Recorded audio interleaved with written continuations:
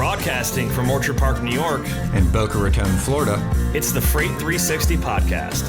From freight broker sales tips to sports talk, this podcast is all about helping you grow as a freight broker. We're your hosts, Nate Cross and Benjamin Kowalski. Let's talk freight.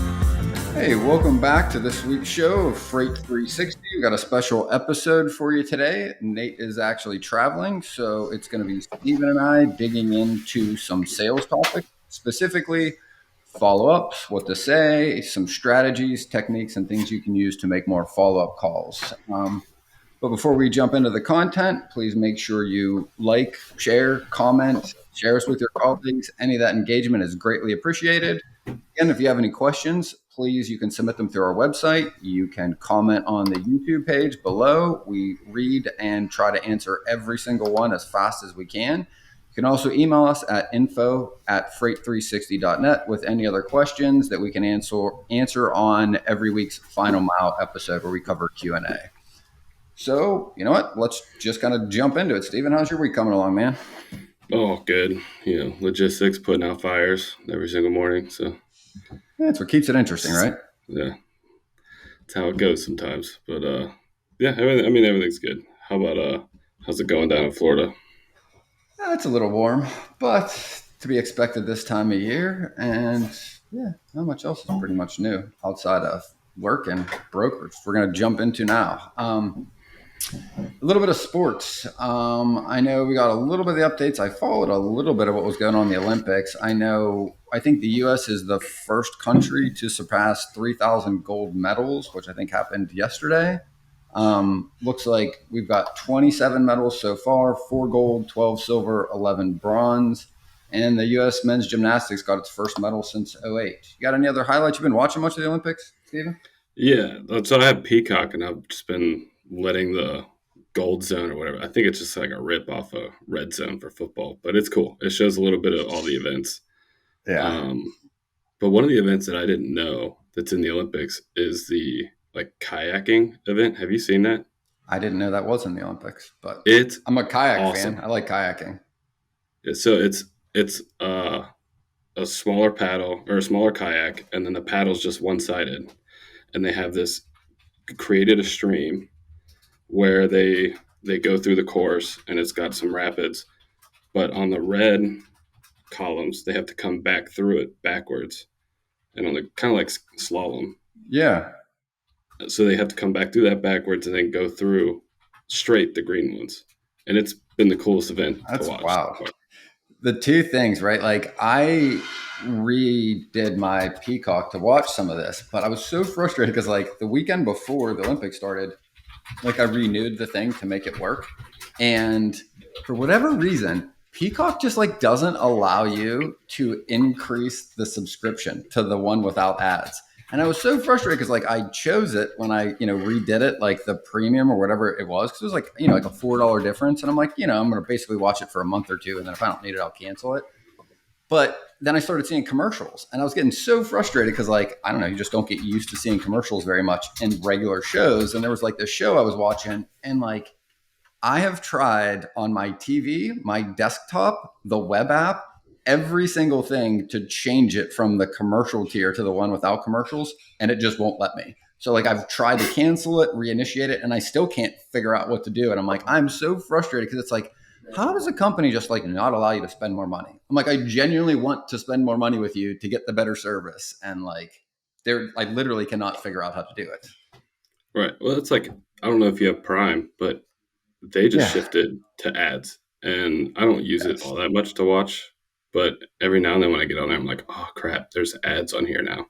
Yes. And some of them have like their freebie with ads, and like they'll have decent movies that like I've wanted to watch, and I'm like, I honestly just won't watch it because of the commercials, which is funny because I notice like when I rarely watch cable, like for golf, when I'm watching something live, I actually enjoy some of the commercials because I feel like I'm like more in touch with like what other people, it's like, it feels like communal, like everyone's watching this. So like, it feels like I'm somehow tied into that norm. But when I watch them on like an app or my phone, or to your point, like Prime, I kind of feel like they're almost always geared towards me, which makes me feel like I should want to watch them because it should be a better ad for my buying patterns.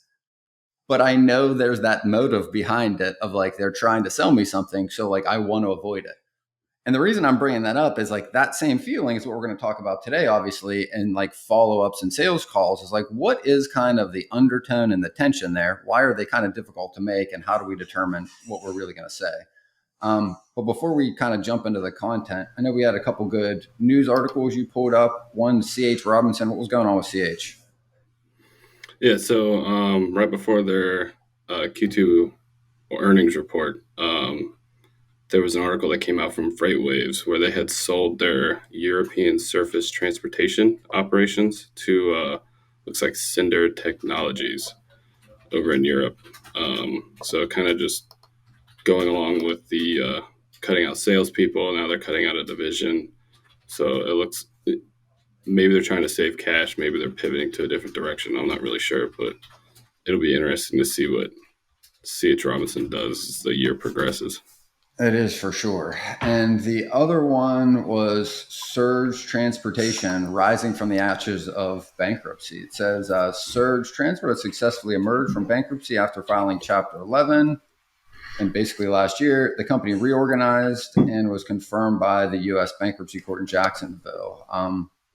Despite owing some wages, led by president and founder Omar Singh. I know Omar. He's in a networking group with me. I see him pretty regularly. Really good guy, really ambitious, bright guy. Wish him the best. Looks like he's, emerging literally from kind of the ashes, as the article says. Are you familiar with Surge at all, or how or what that kind of played out? Yeah, I know they. I know he did a ton of advertising with FreightWaves, which I think is how most people know Surge, and then of course the bankruptcy stuff coming out last year. But I did see that some of the people were saying, I'm not sure if this was in the article or in the comments from Freight Caviar's post, but they're probably one of the only brokerages to ever come out of a bankruptcy and I think they are the only. Is a testament to his fortitude, his drive, and his ethics. I mean, to want to turn it around rather than to fold it and start something else, I think shows a hell of a lot of character. Right. It's definitely not the easier of the two paths, for sure. Yeah, I would agree. Hey, man. Well, let's dig into this. You and I have been working on, this week I'm going to be doing a training actually tomorrow. And we've been talking a lot about this content, as well as, like, to be honest, this question comes up the most, I think, and has been coming up a lot more recent. And we'll call this like topic, right? Like follow-ups. But what we're really going to discuss is like the underlying kind of, not necessarily like psychology. We're not going to get into the weeds of like, these biases and these things, but it's a very simple explanation, techniques and things that you can do to actually build rapport, right? Like we talk on the show a lot about this. Like, what are the 3 things that you need a customer to do, right? Know you, like you, trust you, right? We talk about rapport, like you need to build rapport. But let me ask you, like, what does rapport mean to you, Stephen? Like, how would you define that in just layman's terms? 1 second. Sorry. So for me, like, rapport is that ability to call them and know that they'll answer and have that level of trust that you would see like with your friends or your family. Like if there's somebody that you can call and you know that they might not answer right away, but they'll shoot you a text and be like, "Hey, I'll call you right back." Like that to me is rapport. You've built that trust. They know you, and they know that you're calling for something specific, not to just bother them. Or they enjoy your conversation. And connecting, right? Conversations, right? Like, I think a lot of the time, myself included, earlier on in sales, was like the one thing that like I always kind of thought sales was. And I think there's a common belief that like sales is calling people to convince them to do something they don't want to, right? Trying to manipulate somebody, trying to use words or clever techniques to convince somebody to do something you need to do, right? And I will say that like there's some partial truth to that, right? Like we're calling companies because we need business at the end of the day, right? We need loads to move. We want to be able to do more business. We want to grow, right? However, like that's the result. That's not where you start, right? Like in a sales cycle, like typically what they say, standard sales cycle is you've got to build some rapport. Then you do what's called a needs analysis. You try to understand where they might need some help that you could provide. Then you ask questions to try to understand how those needs might affect that person if they're not met, meaning like, hey, if they can't get a lane covered every week and it's a really difficult lane, you want to be able to ask that person, like, well, hey, what happens on your side of things when the truck doesn't pick up on time or deliver on time? Not just like where they need help, but what happens after, right? To really understand what it means to your prospect and potential customer. What is the effect on you as a human and your company and your department if these things don't get picked up? And if you can get somebody to tell you those things, right, the natural conclusion should be that the solution is to work together where you can help them where they haven't been able to do this to the degree they've wanted to, right? Like that's your sales cycle, right? But the end is getting what we set out to do, which is that relationship to work together. However, long before that ever happens is where we spend most of our time. How do I initiate a conversation? How do I follow up? I called this company. They told me a little bit. Do I call in 3 days, 5 days? Do I call next week? What do I say? How do I talk to them? I just got most of the answers I need. So like, what the hell do I even call back and ask them, right? Like, what are some of the things that you do or you've done in your follow-ups between, or even your initial calls? Like, what do your first few calls kind of sound like? What is your approach? So I think one of the biggest mistakes some people make is there's a stigma to cold calling, right? And the idea of cold calling is you're cold calling to make a sale. And I think there's an advantage there for people that want to reframe that mindset. And instead of it being a cold call, maybe call it a discovery call, because that's really what you're doing. You're Yes. trying to discover what the needs are of this individual and their company, because the individual and the company might have separate needs. They come to the same end goal, but one person at the same shipper is going to act and need different things than his counterpart that sits across the aisle from him. For So sure. your role is discovering their personality type, what their needs are, how they like to communicate, where's their freight going, what's the requirements for their freight, and you really need to focus on discovery, because that to me seems like a much easier conversation than, hey, I'm calling to sell you on this thing. What do you do? Yep. Agreed. And like, I would just go like one step further because I think discovery is the right word. But I would also share with people out there that, like, what is discovery? Discovery is learning something you don't know. Okay. Well, in a conversation, that is understanding the other person, right? The goal of almost any conversation you have with anybody isn't to get them to think the way you do. It's not to get them to agree with you.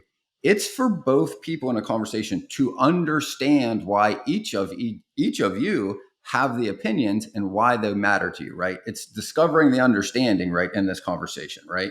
So like initially when you have one of any conversation, right, is they have what's called like a quiet negotiation. This is that little dance when you make a cold call, right? And what you're really trying to do first is the practical question. Like, what is this really about? What do each of us actually want out of this conversation? And really, what kind of logic may we be using to make these decisions together, right? So there's that little dance. And Nate always kind of, gives me grief and kind of laughs at like my opening is almost the same. It's like, hey, like I do have drivers in your area. They're delivering, into there from here. This is where I'm looking to get them back out of. I don't know if this would be a good fit or if it even makes sense to work together down the road, but like that's why I was calling you. Why I think that's so effective is one, it gives that shipper, the prospect, what's in it for them. It also answers that question like, what is this phone call about? And what are we really talking about? Okay, well, underlying that is also like, I might be able to save you some money because I got guys there anyway. So you don't got to deadhead them. That's kind of like the undertone, but it really gets to that very quickly, as in, what's this all about, right? What is kind of your opening? Do you have like a canned opening you kind of use, or do you change them? What's your approach? Yeah, so, and I kind of want to tie this back. We had a comment on one of the YouTube videos a few weeks ago, and somebody had mentioned that, they do a bunch of research on their shippers, and but you can never find like the equipment or the commodity. But the one thing I would stress is typically you can find locations. And that's kind of how I open my, what I would call discovery calls, is in a similar fashion to you. Like, hey, sir, I know that you have these locations in these areas. I don't quite understand how your freight moves in and out of these areas, or maybe you're just moving from those areas, but these are where I have trucks and this is where we like to go. Yep. So I'm just looking to find out more about your operations. How do you guys work? What's your tendering process look like? Granted, I don't vomit all that at the same time. Yeah. That's a little bit of overload, but that's the general string of questions that I'm going to go down. But you answered it, right? Like you laid out with your questions, like, what is this really about? You answer that for them. This is the topic we're talking about, right? So it starts really in that category, right? Of the logical or practical, right? And I'm going to segue for a second, right? To bring in the fact that like most of this content comes from the book that I've referenced before, Super Communicators by Charles Duhigg. And what we did was like, I was really digging into like kind of the step-by-step to outline how people can use these techniques and why they actually work. And the thing that I find most interesting, right, is, and I'll ask you this question, right? If you're upset or you feel like you want to get something off your chest for whatever reason, maybe you're excited, maybe it's upset, but like, who comes to mind? I'm sure there's one or two people at least that come to mind immediately that you would want to have that conversation with. Who comes to your mind? Oh, it's my wife. Okay. She's the first call on everything. Yep. Starts going south. And that's usually, right, like the most common response. It's our significant other, or it's usually like a close friend that we've known for a long time, right? And the topic of the book and of most of this content is super communicators, right? And I think it really drives this point home because we are all super communicators. We just aren't doing it in every area of our life, right? And when you think about this question of like when you're upset, anyone out there, think about who you would call. When you call that person, why you do that is because you guys connect and you're able to almost intertwine where you kind of can feel each other and you have the same types of conversations, right? So we all do this to some degree. We just don't do it in every area of our lives. The ones that practice it more are able to do it in different areas. Like I spend a ton of time, so do you, making sales calls and thinking about what I say and what works and what doesn't. So the more you practice it, the more effective you are in other areas. But I do want to point out that like everybody, it is part of human nature and how we're built. Like humans, this is what differentiates us from everything else on the planet. It's our ability to communicate, right? Like we can share dreams, visions, thoughts, problems, share everything that happened in our day. And I can get you to understand what I went through just making my mouth move with sounds. And you can understand what has happened in time. Like that's pretty profound in and of itself, right? But that is really what we're going for, right? Like, well, how do we establish this type of rapport that we have with some people intentionally with other people, right? And the first thing they talk about is, and this is really pretty recent and psychological research, is that like there is not one type of conversation. There are three separate types of conversations, right? You have the logical or practical, you have the emotional, and the third is considered societal. And societal is like the broader one, but it's like usually you can think of it as like, what is your relationship to this situation and the people around you? Tired of struggling to find accurate rates and the right carriers for your freight? With DAT1, you can access more than 500 million posted loads and trucks every year. That's 3 times more capacity than any other load board. Plus, their integrated freight management system makes it easy to cover loads 24/7. They have the most trusted network of carriers, brokers, and shippers in the country. You'll get real-time rates on every lane so you know exactly how much a shipment will cost before you commit to it. Plus, you get instant access to top bids from qualified carriers around the country. Get 10% off your first year of DAT1 when you visit the link in the show notes. In freight, time is money, and efficiency is key. That's where Levity comes in. Imagine automating your email operations to do more with less effort. Levity connects directly to your inboxes, extracting vital information from emails and attachments in real time. It seamlessly integrates with your TMS, empowering you to quote faster, build loads more efficiently, and book more freight in less time. Whether it's incoming emails from shippers or carriers, Levity's got you covered. It understands any language, any format, and even interprets non-standard formatting. Visit levity.ai today to sign up and get started. So the most common one you hear, they talk about this in like a lot of marriage research. So it's just like the obvious topic is one person shares something they're frustrated with, right? Like I might tell my wife that like, hey, this thing that happened to work with this customer, I was so mad. They gave me this load. We got the trucks in. We had all this work done. And then they pulled the load for the last minute for some other reason. And I'm just venting, right? Because I just want to get this emotion out.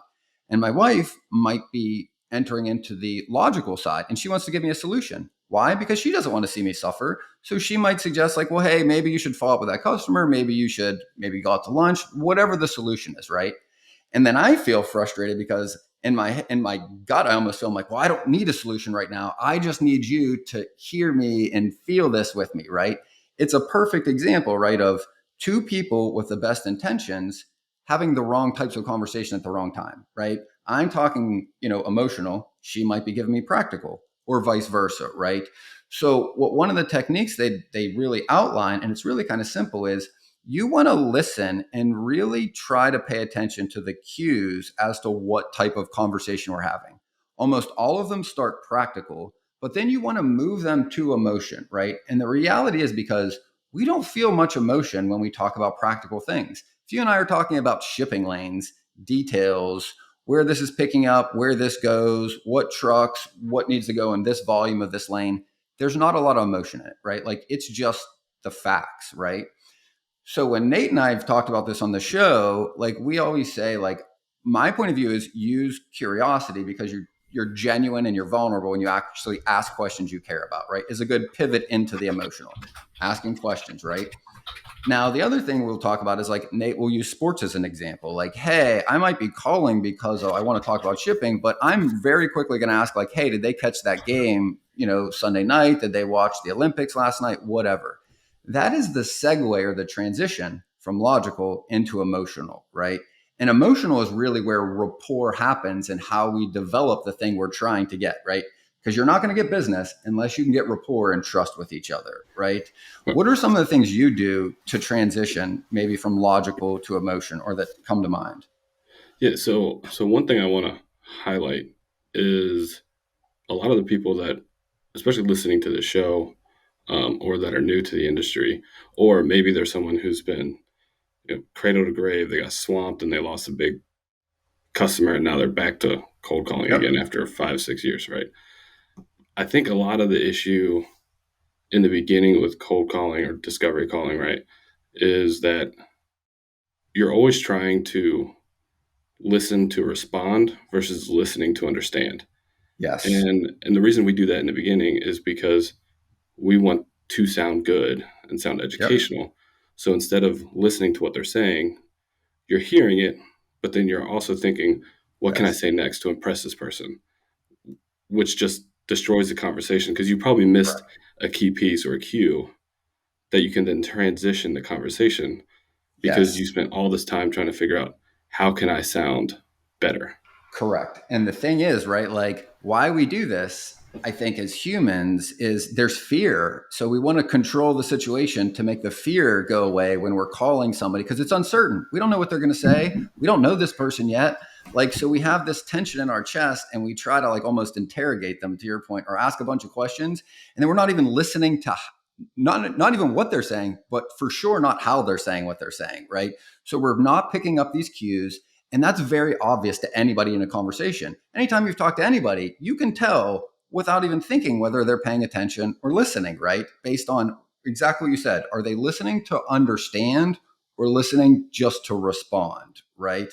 And the interesting reason I found, and I was learning as to why that happens, is like it's related to vulnerability. Vulnerability is one of the most powerful things in human nature because if you're vulnerable, it's usually for one of two reasons. You're either in threat and somebody needs to help you or save you, or if somebody's vulnerable, like they are available to be attacked. So, like for survival, we have this instinct to hear when somebody is connecting with us or not. And when they're listening to respond, they're not genuine and it's very obvious. Just like humans are like the best lie detectors in the world, we can sniff out bullshit because we feel that they're not genuine. They're not being them. They have that motive, right? That's really popular in sales. And that's why those folks like get a bad rap because it really does repulse you. It moves you away. It doesn't bring you closer, right?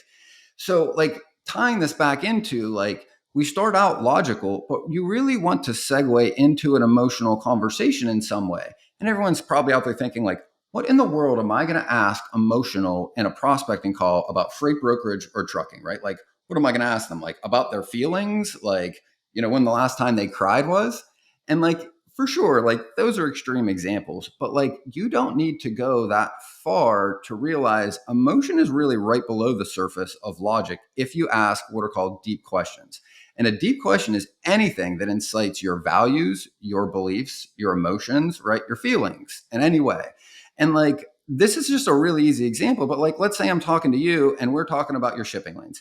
Say you've outlined a half dozen. You ship out of Memphis, you ship most of your stuff up to the Detroit area, but you've got this new customer in the Southeast. And every time they send you an order, it's last minute and you have just the most difficult time getting a truck to pick up to get them their load when they need it, right? Okay, that's what you're sharing with me logically, right? What I'm going to ask is a question that tries to move this into emotion. I'm going to say, oh man, that's got to be rough. I mean, how has that been for you, Stephen, right? Now think about that. If I just ask you how that's been, right? What are you likely to respond? Like this isn't clearly a real situation, but like what do you think are some of the answers you might give to that question? I'm going to think of the last time I was frustrated, and I'm going to give you that scenario. Exactly. And one of the things that I think people can pick off of is when you listen to like those talk shows where they're interviewing somebody about a very emotional moment, they always ask you like, how did that make you feel? And so they can elicit a response that's great for television, right? And you can ask those same questions. You're not going to ask somebody on a sales call, how does that make you feel? But you may ask them, like you said, how did that impact your day? It's going to elicit that same response without sounding like you're trying to have an emotional conversation. And then you're going to pick out some more details that you need. Exactly. Because like all I'm really asking you is to describe like your experiences. Maybe some of your feelings will come up, but like I don't even need to use the word feelings. I could just be like, oh man, I'm relating. Like that's got to be frustrating. Is that happening a lot? How did it happen the last time or what went down? Right. And say you share with me, yeah, they sent me the order on Monday morning. It had to be picked up by noon because it had to deliver Wednesday and they really needed the product. Okay. Well, I mean, that sounds really stressful, Stephen. Like, does that happen often? I get you to tell me a little bit more about it, right?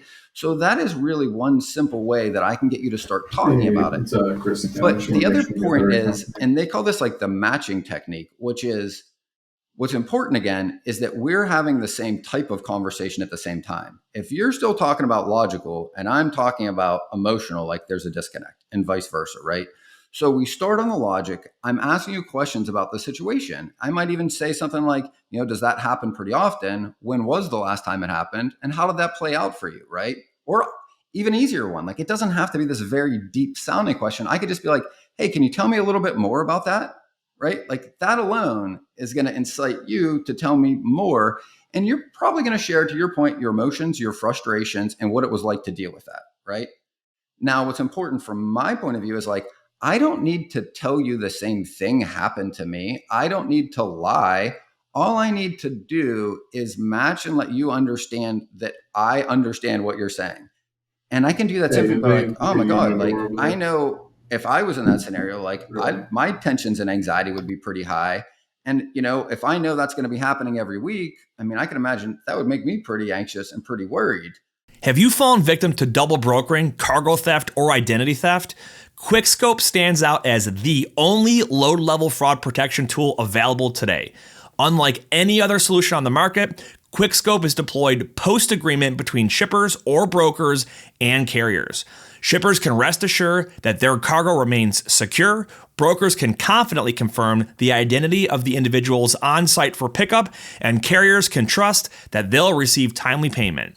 Start your free trial with QuickScope today by visiting them online at quickscope.com. That's QUIKSKOPE.com. Blue Book Services is the resource you need if you're transporting fresh produce or lumber. Their online databases contain thousands of companies throughout the produce and lumber industry supply chains. You can easily search their databases to generate new sales leads. Blue Book's credit ratings help you avoid companies with high credit risk, and their team can help resolve disputed loads. To learn more, go to producebluebook.com or lumberbluebook.com and click Join today. And then I can just ask you, like, how's that playing out into the future? Have you guys thought about how you're going to solve this? Are you guys still dealing with it in the same way you have? Now, where did I transition that conversation to? Right. Right. Yeah. So you're transitioning to asking them how they're going to figure out the solution. Correct. Do they have a solution? Are they thinking about a solution? And you might share with me some different options you thought of, like, hey, we're talking to some other carriers. We're working to try to get some capacity lined up and to the customer to get the orders a little earlier, but we don't have anything there yet, right? So let's just say that's the response. The third type of conversation that I want to move this to, hopefully, is what they call the social one. Well, social isn't necessarily you and all of society. It's you related to any other people, like in your company. So what I'm usually going to say is, now that I know that this has been frustrating, I know you're working on a solution but don't have it, I'm going to ask you a question of, hey, let me ask you, if this load doesn't get delivered when they need it, like on Wednesday last week, I'm assuming that's pretty much how this plays out, like you said. What happens to like your sales team or the other people in your company? Does the customer call you? Do they call your company or the sales rep? Like, what happens when these things aren't done the way you need them to, right? Does your colleague get upset with you? Like, what happens inside your organization? Is it just you or other people got to deal with a blowback, right? Now, what kind of answer do you think I'm going to get from there? You're going to get a couple answers. You're going to get how it happens, but if you pick out the details, you're going to learn the structure of their organization. Who does that person report to? Are you actually talking to the person that's going to onboard you? You're going to be able to pick those kind of details out of that response, because he's going to lay out, well, the customer calls this person who might be on sales, or he might be in transportation, and then that person gets to me, however that response comes, or they come straight to them. Now, you're probably talking to a decision maker or someone who can make that decision.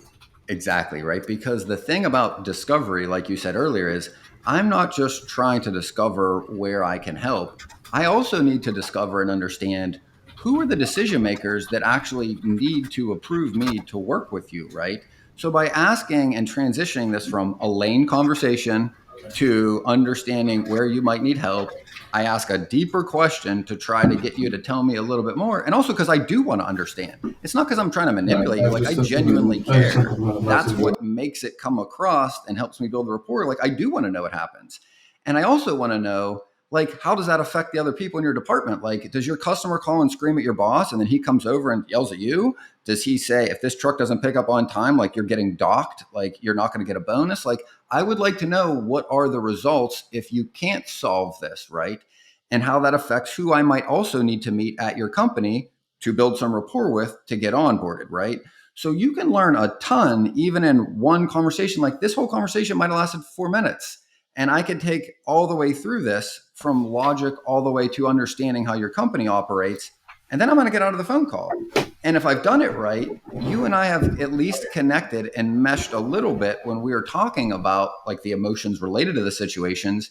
And there's going to be a little bit of rapport starting to establish there, right? Right. And not to like jump too far ahead, but one thing to point out, especially with the nature of our industry, that this conversation very likely could get interrupted. And this may happen over 2 or 3 conversations. So while you're listening to understand and respond accordingly, you also need to be making good notes. For sure. Because that's going to become very important in the follow-up. Should this be a whole conversation, or should it get interrupted?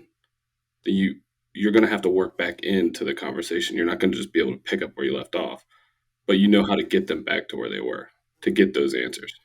And I think that's a really good segue, right? Because when people say like, well, what should I say in my second and third phone call? My question is always like, well, what did you say in the first call? And I think this is another way to even look at the situation.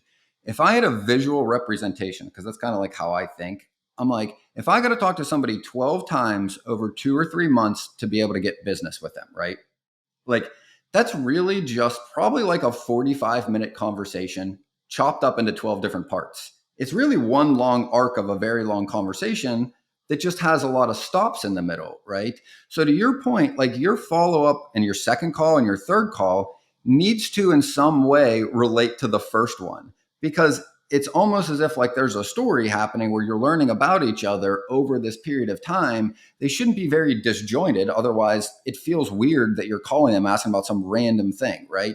You need to be able to pick up where you left to be able to start the follow up. That's why notes, to your point, are so important. Like anything anybody says about what they care about, what is important to them, do they have family, their interests, all of those emotional things are the most important things in my notes.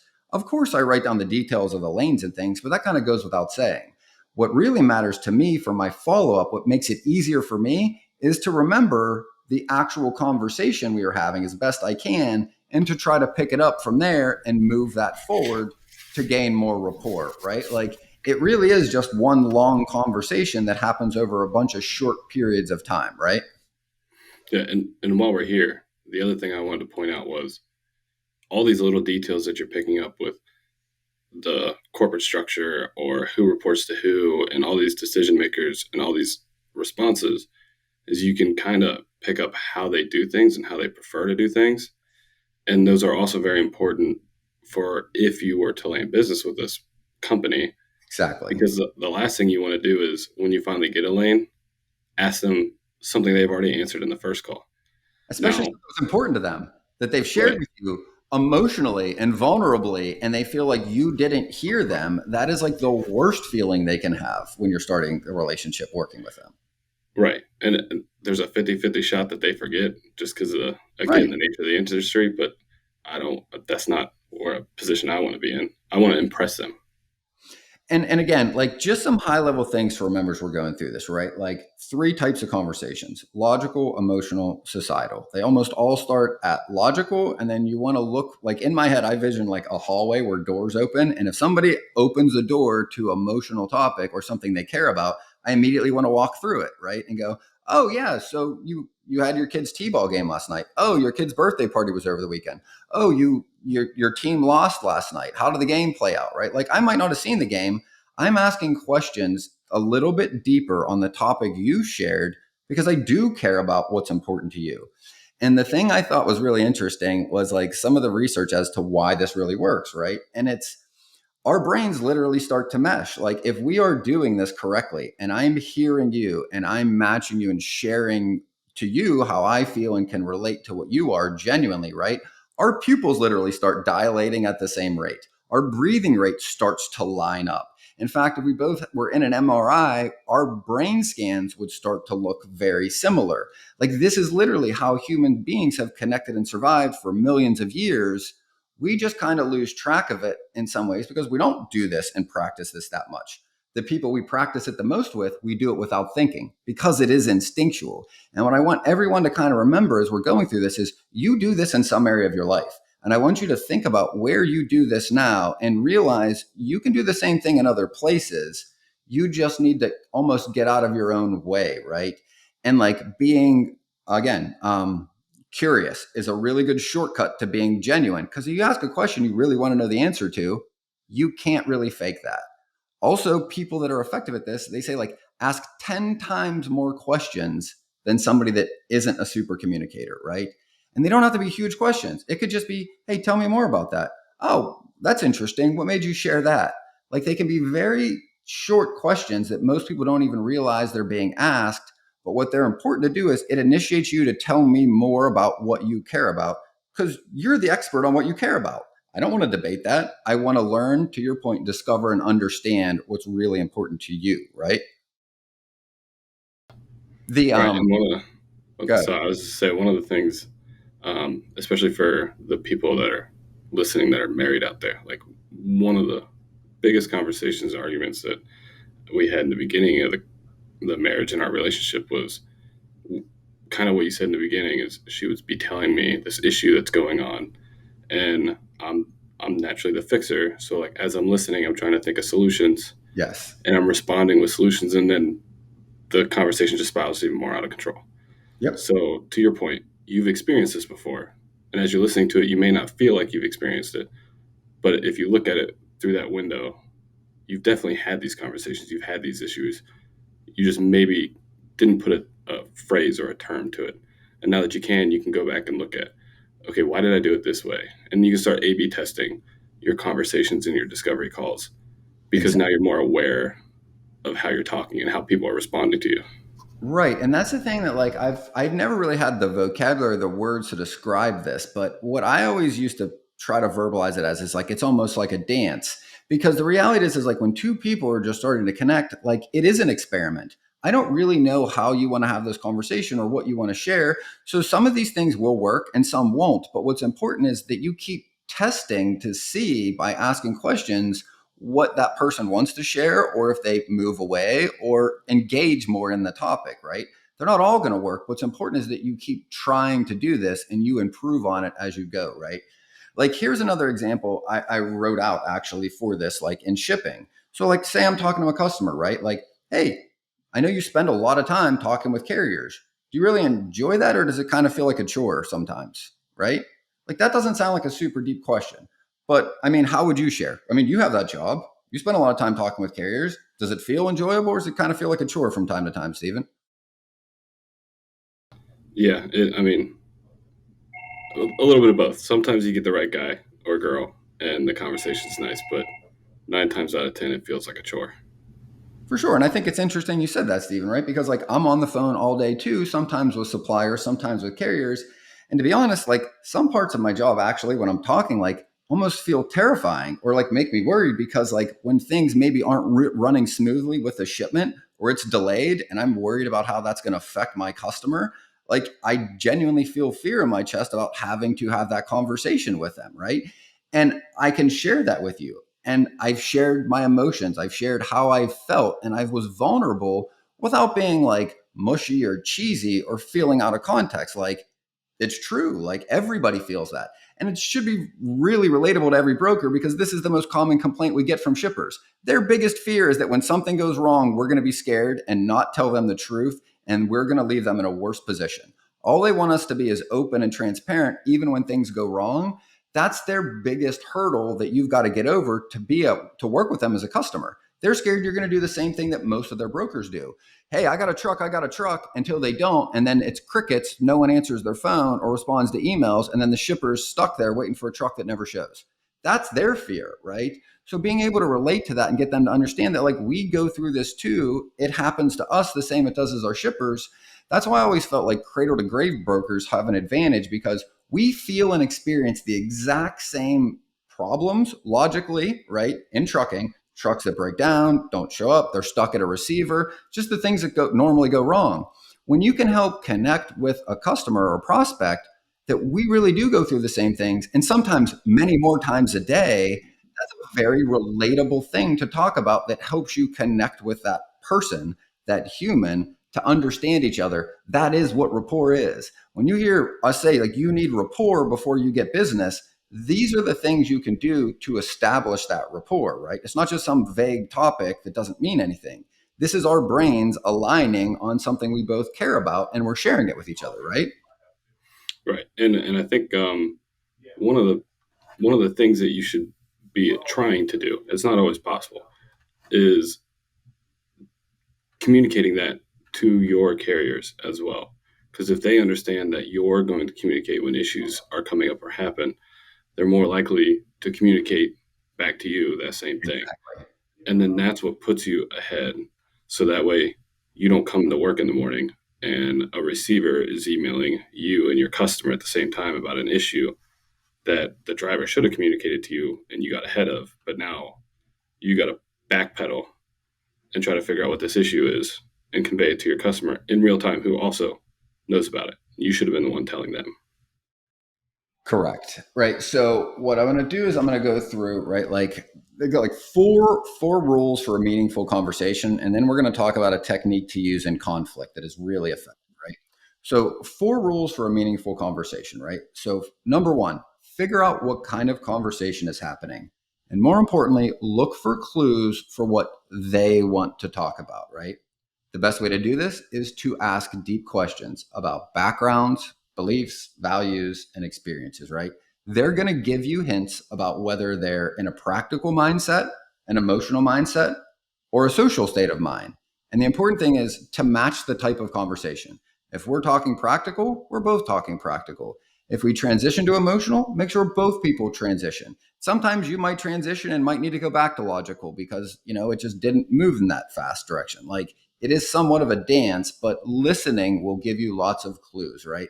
The example they used in the book was like, four hedge fund people go into a meeting to talk about a budget. And they're like, yeah, we really need to outline this budget because we just don't know what we're going to spend this year.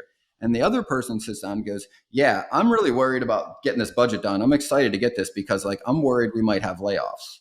Okay. Which one was talking logical and which one had an emotional mindset, right? Right. The first one. Yeah, the layoffs. Right. I'm worried. When people use words like worried, concerned, emotional words, their desires to have the emotional type of conversation. It starts logical, but kind of where they're at. So those are the cues you're going to pick up, right? The second step is you want to nudge the conversation again from practical or logical into emotional, right? And that's just asking, how they feel or acknowledging what they've told you and to share something about how you feel, right? Things like inside our brain, when somebody shares something vulnerable, like we said, we can't help but pay attention and vice versa, right?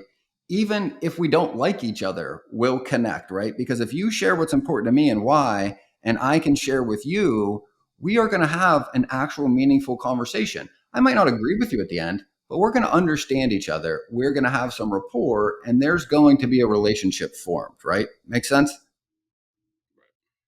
3, you're going to figure out what each person wants from this conversation. Do they have a problem they want to solve? Or do they want to vent, right? Is this formal? Is this casual? Like, how are we going to talk? Can I interrupt you? Or are we going to talk very formally? Like, feeling out how this person feels comfortable talking. And then, you just ask a question and then you can remain quiet, right? Pay attention, right, to the rules about how we're having this conversation. Right? There, like you said, lots of little experiments where you're testing A, B. Some are going to work, some aren't. What's important is that you keep trying to match and find out where we're at in this, right? And then 4 is to take the conversation out of ourselves and make it relate to other people. And the easiest in our industry is just like, how do these situations affect your department or maybe like the other people in your company? Did you get blowback in sales when loads don't get delivered on time? Do the customers call you directly? Like, there's always blowback when things don't go right across the supply chain. We want to understand how that's happening, not just to you that I'm talking to, but the people around you. And like, as you pointed out, it really gives you more understanding, even as like, who are the decision makers? Who's the person calling the shots? Who needs to approve me? Even if I get you to say yes, you might need your boss to approve it. I need to know that so that I can help understand what still needs to be done in order for us to actually do business, right? The last thing I wanted to cover just briefly is like, it's a technique that's taught Harvard, Yale. I did a YouTube video on this like a few months ago, and it's just called looping for understanding. And it's very, very simple. And it works very, very well in conflict. So like to your point, if a truck has an issue and there's conflict, there's always conflict in our industry, whether it's with a shipper or a carrier, right? Things don't go right all the time. This technique really helps bring both people talking to understand each other as opposed to just fighting, right? And it's really simple, right? All you do is you ask a question. Step 1, hey, what's going on here? Tell me a little bit about what happened. The second is, whatever you say to me, I repeat back to you in my own words. If I'm hearing you right, Stephen, your truck's caught in traffic. You don't think you'll make it to the pickup on time. It was really unexpected, and you think you'll be about an hour late. That's second step, right? Because to your point, I just showed you that I'm listening to understand, not listening to respond. I didn't tell you. I showed you by repeating back in my own words what you said to me that I understood you. And then the third piece, and this is the one everyone forgets, is you ask if I got that right. And I just go, hey, Steven, did I get that right? Like that's what you guys are kind of running into, right? That simple thing will allow you to work through conflict. Again, asking what's the issue? Hey, can you explain to me what's really going on here? Whatever they say, repeat back to them in your own words. If I heard you right, you tendered this load out 4 times, Mary, and all the other 4 carriers have fell out on you yesterday, and you don't have anyone to pick it up. Did I get that right? Again, that is really going to help you bring people closer together, especially when there's conflict and you're trying to work towards a solution where you both understand each other. You can't ever solve a problem between two people if both people are trying to solve different problems, right? And to your point, if I can't discover what you understand and what problem you're trying to solve, I'm trying to solve something that you might not give a shit about, right? Like, you might just want to tell me because you want to get it off your chest, and I'm offering you solutions, and it's just frustrating you, right?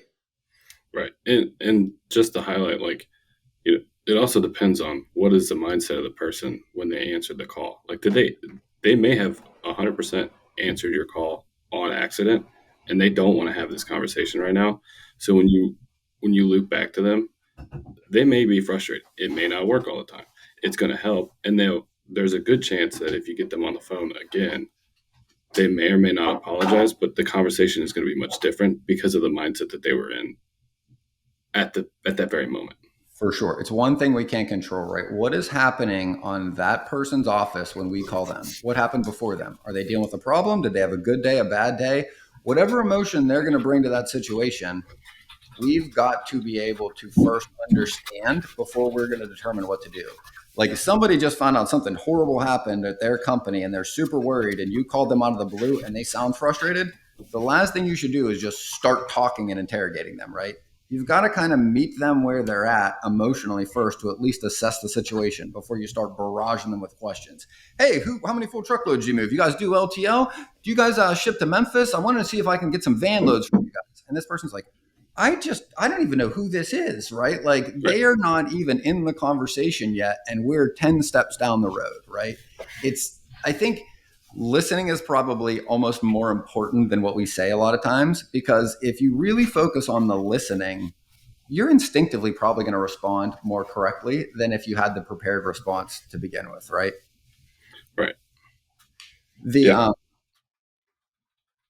I just kind of lost my train of thought. There was one other thing I was going to kind of wrap up with, but again, for everyone out there, I think the big takeaways are, I remember what it was, is, the most common training you see in freight brokerages across the country: make a bunch of calls, you'll figure it out. And I always used to laugh, and I always used to be really frustrated at first, because like my MO, like how I do things is I want to understand them before I do them. Like, that's just kind of the way I work. I don't do well doing tasks. If you say just do this and you don't tell me why, it almost hurts my soul. Like, I almost can't do it, and I like want to revolt. Like, I can feel it in my chest.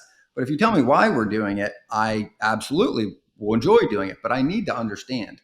Not everybody's like that. And the thing that was hitting me was, like, even reading this and learning some of this stuff, was that, like, it's not just learning it that's going to help you do it. You have to practice it. Like, it's not one or the other. We provide this information to help you do this faster. I think it's important to share because it's what I needed, honestly, and it's what interests me to understand how these things work to improve them. But to be honest, why I think this content stuff resonates with me so much is because, like, I've made tens of thousands of calls and I've practiced this so many times that when people are telling you why these things work, like, it really resonates. So I do want to share this to anyone out there that, like, you can't just improve this skill by reading a book or listening to content. You've got to take this and then you've got to put it into practice, make phone calls. But you don't even just need to practice in your sales calls. Like, you could practice this with everybody you talk to. If at your kid's gymnastics event, or you're at a picnic, or you're at the community pool, anywhere you are where you're meeting and running into other people, start trying to match this. Just even listen before you try. Like, hey, are we having a logical conversation or an emotional one? Try to ask another question, right? Try to repeat back when they tell you something, what you heard, and ask them if you got it right. The more you do this in your day-to-day life, one, you'll find you have much better conversations with everyone around you, which makes life better. As human beings, like, we want to connect with each other. So, like, you'll get that added benefit of just being a happier and more, I think, well-balanced person, but you'll be far more effective when you're actually trying to go make sales calls and try to do this. Because I think why we're mostly in our own way is because we're scared, right? Like, that's mostly true in almost everything in life. Like, if it's hard, it's because it's important to you and you're scared, right? But before I make my calls, every time, I literally take a beat, like 2 or 3 seconds, or maybe 30 seconds, take a couple deep breaths, and I literally visualize meeting people in a room. I go, this is all I'm doing. It's just a phone. I'm just going to meet some people and trying to make some friends. And when you take the pressure off yourself of trying to get loads and get a result from every call, and you realize the first goal is to just connect with people, the pressure gets less and you can be more of yourself. The more you are of yourself, the more you'll hear these cues, the more genuine you'll be, and the more likely you are to actually connect with the people you're trying to connect with, right? And maybe this should have been at the beginning of the conversation, but one of the things that I constantly think about is this is a sales role. It's a sales job. And a lot of people that come into it either know nothing about sales or they came from another sales industry. And the majority of sales industries that I've seen have inbound warm leads that you're calling on. And so the first thing you're going to say is, hi, I'm so-and-so with so-and-so company, and we're calling about this. And as someone who's not in a sales role, have probably experienced those calls because they went to a website, they got their information. So when they call you, they give you their company information so that you recognize it. But the people you're calling as a freight broker have no idea who you are. They're not looking for you. And if they are looking for you, 9 times, from my experience, if I have an inbound lead, it's probably fraud or not real. so, Correct. um, so that urge to just vomit what your company is, what you do, what you can provide, we have the cheapest rates. They hear that all day long. Yes. Because that's what people who are nervous, they have a prepared thing that they just need to get out of the way so they can feel a little more comfortable.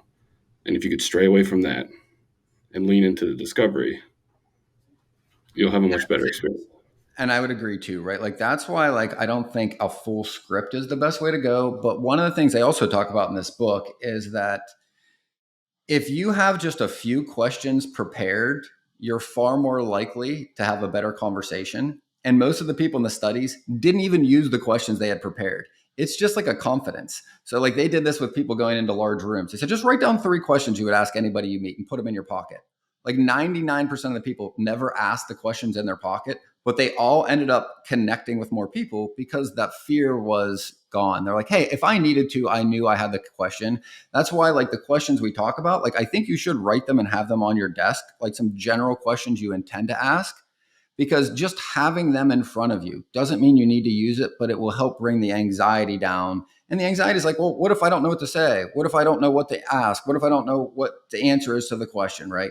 Having those there is going to help you be more effective at this. And always remember, if you're worried about not having an answer to a question, my first mentor when I went to banking like a long time ago told me this. He goes, Ben, lots of people will eventually ask you questions you have no idea what the answer is to. He's like, I'm going to give you the thing you can say to all of them. And everyone appreciates this. You say, that's a great question. I don't want to give you the wrong answer or mislead you. Let me check before and I'll get back to you to make sure I'm correct. Everyone appreciates that you, one, understood and listened. And I didn't even realize he did that until just now. He repeated the question back. And then he said, yeah, that's a great question. So they know you understood the question. And then you tell them like, hey, I don't want to give you any wrong information. Let me go and confirm this and I'll get back to you. Any question anyone asks you, if you're new to sales, new to freight brokerage, and you're worried about them asking you something you don't know, you can always just use that canned response. So I would write that on your notes underneath 2 or 3 questions that you can use in most of your calls, and then write that one below it. Hey, that's a great question. If I understood you right, this is what you needed. Okay, great. Well, I don't want to give you or mislead you or give you the wrong answer. Let me go and confirm this and get back to you.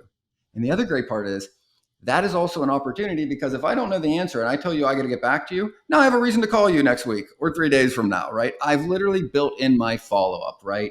So to put a bow on this, right, like to make follow-ups or even some of your first calls, right, like your second and third call should be closer to a continuum of your last call. You're not going to repeat the same things, but you kind of want to piggyback on what was said to say the thing the next time, right? It shouldn't be very disjointed.